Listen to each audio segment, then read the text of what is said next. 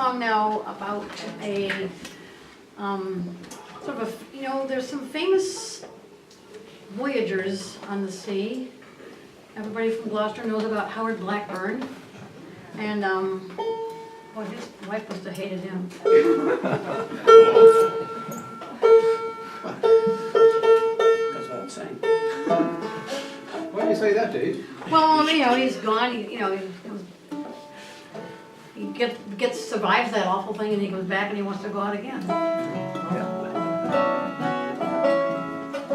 So here's a song about another famous voyager, Joshua Slocum, whose wife really did hate him.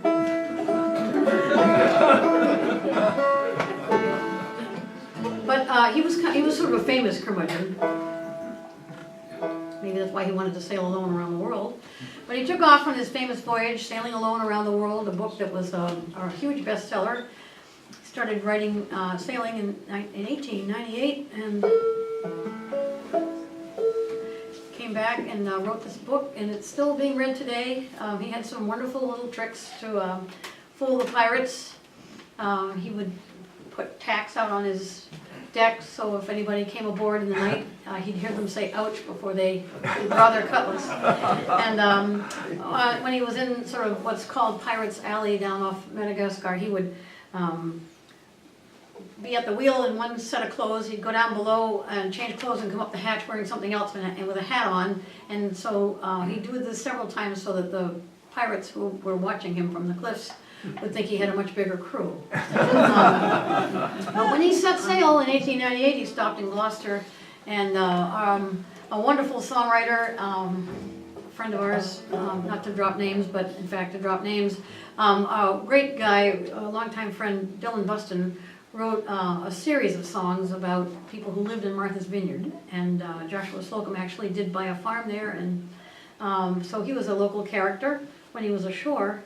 And so Dylan took the words of Slocum's journal and created a song about when he was sailing first across the Atlantic and the moon was being blocked by the clouds and the fog, and he was hoping that the clouds would go away so he could see his way to sail at night. So anybody who's a sailor who sailed at night can appreciate how important this is. And of course, Dylan, as a great songwriter, included lots of sort of personal therapy and venting in there to sort of make us all understand that it really wasn't just about Joshua Slocum. A good song, includes broad themes we can all identify with. So cancel the therapist and sing along here and call it Man in the Moon. Oh, no.